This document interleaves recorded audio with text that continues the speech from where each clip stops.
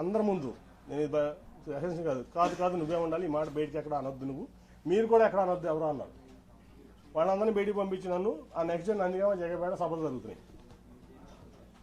లేదు నువ్వు ఆ మాట అనమాక, నువ్వే నుంచోవాలి ఎంపీగా, మళ్ళీ నువ్వు లేకపోతే పార్టీ ఇబ్బంది పడుతుంది, రేపు జగపేటకు నందిగామ సభకు కూడా నువ్వు రావాలి, లేకపోతే సభలో సక్సెస్ అవ్వని చెప్తే ఓకే సార్ మీరు ఏది చెప్తే అది చేస్తారు, కానీ అవమానాలు నేను భరించలేకుండా ఉన్నాను, వీళ్ళతో కలిసి పనిచేసే పరిస్థితి నాకు లేదు, కాబట్టి నా రిలీఫ్ ఇప్పిస్తున్నా అంటే ఒప్పుకోలేదు ఆయన. లేకపోతే ఆ రోజు రాజీనామా చేసేవాడిని, ఇవాళ దాకా ఆగేవాడిని కాదు. తర్వాత అయిపోయింది సరే, ఎవరికో నా కుటుంబ సభ్యుడికి ఎంపీ సీట్ కావాలనుకున్నారు, ఇవ్వచ్చు తప్పలేదు. ఇప్పుడు ఎంపీ సీట్లు కావాలంటే 6 ఎంపీ సీట్లు టీడీపీలో కమ్మ సీట్లు ఉన్నాయి. విశాఖపట్నం, రాజమండ్రి, ఏలూరు, విజయవాడ, గుంటూరు, నరసరావుపేట. ఈ జనరల్గా తెలుగుదేశం పార్టీలో ఎప్పుడు కమ్మాసే పోటీ చేస్తారు. సరే అక్కడంటే భరత్ నాడు కుటుంబ సభ్యుడు వైజాగ్లో ఓకే. మురళీమోహన్ గారు ఖాళీ చేసినటువంటి రాజమండ్రి సీట్ ఉంది, అలాగే నాగండి బాబు అంటున్నటువంటి ఏలూరు సీట్ ఉంది, ఇటు పక్క గుంటూరు గల్లా గారు పోటీ చేయాలంటున్నారు, అటు పక్క నరసరావుపేటలో అభ్యర్థులు అక్కడే వచ్చు కదా. ఇక్కడ తీసుకొచ్చి ఇన్ఛార్జ్లు అందరికీ ఇతర ఎంపీ అని చెప్పి నాకు చెప్పకుండా, నాకు కమ్యూనికేషన్ లేకుండా ప్రోటోకాల్ వైలేట్ చేసి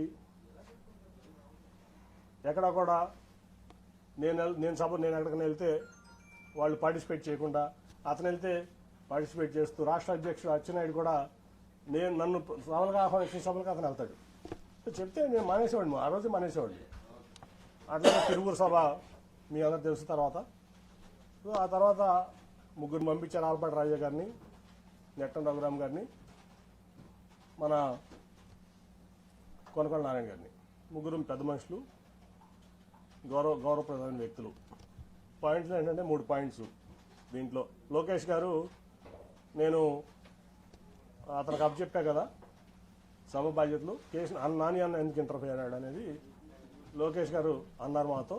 అంటే నాకు ఎవరు చెప్పారు, నాకు అఫీషియల్ కమ్యూనికేషన్ ఉందా, లేకపోతే మీ ముగ్గురులో ఎవరైనా చెప్పారా అతను వస్తున్నాడని, కానీ అతనికి అప్పచెప్పారనేది పొద్దున్న టెలికాన్ఫరెన్స్లో అచ్చెన్నాయుడు గారు చెప్పారంటారు. నేను టెలికాన్ఫరెన్స్లో ఎప్పుడు లేను ఈ పార్టీలో. ఏ రోజు నేను టెలికాన్ఫరెన్స్లో ఉన్నాను, జూమ్ కాన్ఫరెన్స్లో ఉన్నాను, నేను పార్టీ ఇంటర్నల్ మీటింగ్లో ఉన్నాను, ఎందుకంటే అవన్నీ వేస్ట్ అని నా అభిప్రాయం. సో నేను లేను. కనీసం మీరు ముగ్గురు చెప్పారు కదా. ఆ రోజు ముందు రోజు ఆలపాటి రాజా గారును రఘురామ్ గారు నాకు ఫోన్ చేసి మీరు వస్తున్నారంటే నేను వస్తున్నాను అని చెప్పాను. ఎందుకంటే అధినేత వస్తున్న సభకు నేను రాకుండా ఎట్లా ఉంటాను, మీరు అయితే రేపు సన్నాహ సభకు ఏర్పాట్లు చేయాలి, మీరు గైడ్ చేయాలని రెండు అంటే వెళ్ళా. ఆ రోజు కూడా అప్పుడు తెలియజేసిన నేను వెళ్ళేవాడిని కాదు. వెళ్ళిన తర్వాత రౌడీ మొక్కలతో నన్ను కొట్టించాలని చూశారు. మా వాళ్ళందరూ కలిసి అడ్డం పడి నన్ను రక్షించుకున్నారు. పోలీసులు కూడా చాలా యాక్టివ్గా ఉండి నన్ను రక్షించుకున్నారు. అంటే నా కుటుంబంలోనే చిచ్చు పెట్టి నా కుటుంబ సభ్యుడితోనే నన్ను కొట్టించాలని కూడా మరి లోకేష్ గారు ఎందుకు అనుకున్నాను నాకైతే అర్థం కాల. నేనేం చేశాను, ఈ పార్టీకి ద్రోహం చేశాను, నేనేం తప్పు చేశాను? 9.5 ఏళ్లలో నేను చేసిన తప్పు ఒకటి చూపించండి. పార్టీ పట్ల కానీ, విజయవాడ పట్ల కానీ, విజయవాడ ప్రజల పట్ల కానీ ఎందుకు నన్ను ఇట్లా చేస్తున్నారు, ఎందుకు నన్ను అవమానపరచాలనుకున్నారు? మీరు జైల్లో ఉంటే నేను మీకు అండగా మీ కుటుంబానికి అండగా నిలబడ్డా కదా. సో ఇవన్నీ చూస్తే చంద్రబాబు మోసగాడని చెప్పి ఈ ప్రపంచానికి తెలుసు. కానీ ఇంత పచ్చి మోసాలు చేస్తా, దగాలు చేస్తా, కుటుంబాల మధ్య చిచ్చు పెడతా ఈ రకంగా చేయడం అనేది భావ్యం కాదు. సరే ఆ రోజు రాజీనామా లేక సబ్మిట్ చేస్తా అని చెప్పి ఇవాళ మెయిల్లో పంపిస్తాను స్పీకర్ గారికి. అట్లాగే నా పార్టీ రాజీనామా లేక కూడా అది పంపించగానే ఇది కూడా పంపిస్తారు. అట్ ది సేమ్ టైం మర్యాదపూర్వకంగా మన ముఖ్యమంత్రి గారిని కలవడం జరిగింది. ఆయన అనేక సార్లు విజయవాడ వచ్చారు సభకి. యాక్చువల్గా నేను అటెండ్ అవ్వాలి, ఎందుకంటే ఒక ఎంపీగా గవర్నమెంట్ ప్రోటోకాల్ ప్రకారం ముఖ్యమంత్రి వస్తున్నప్పుడు నేను అటెండ్ అవ్వాలి, అది నా బాధ్యత, హక్కు కూడా.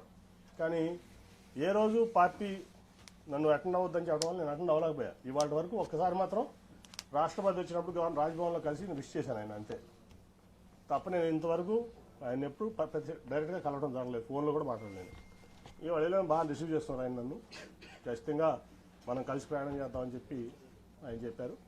కాబట్టి నేను పార్టీకి రాజీనామా చేశాను కాబట్టి ఇప్పుడు నేను ఫ్రీ బర్డ్ని. సో నా నిర్ణయాలు నేను తీసుకుంటా. ఒకటైతే గ్యారంటీ, చంద్రబాబు నాయుడు అనే వ్యక్తి పచ్చి మోసగాడు, దాంట్లో డౌటే లేదు. ఈ రాష్ట్రానికి పనికిరాని వ్యక్తి అతను. సరే జనం దేవుడు అనుకుంటారా, లేదా కులపరంగా అనుకుంటారా, మీడియా పరంగా అనుకుంటారా, లేదా మరి ఎందుకు అనుకుంటారా నాకు తెలియదు. కానీ ఈ జగన్మోహన్ రెడ్డి గారు అయితే పేదల పక్షపాతి, నిరుపేదల పక్షపాతి.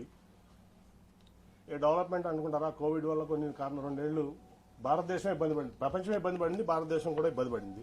సరే డెవలప్మెంట్ అవ్వదు, అటు ఇటు అవుతుంది, కానీ ప్రజలను హ్యాపీ పెట్టే దాంట్లో దాదాపు 2 లక్షల కోట్ల చిల్లర వాళ్ళ వరకు సంక్షేమం ఇచ్చారు ఆయన. ఇంకా ఇస్తానికి కమిట్మెంట్ ఉన్నారు, చచ్చుతూ చాలాసేపు మాట్లాడటం జరిగింది. సో నాకు బాగా నచ్చారు ఆయన. నచ్చడమే కాదు, ఆయన పథకాలని చూస్తున్నాం, వింటున్నాం. సో ఆయనతో కలిసి ప్రయాణం చేయాలని చెప్పి నేను నిర్ణయించుకున్నాను.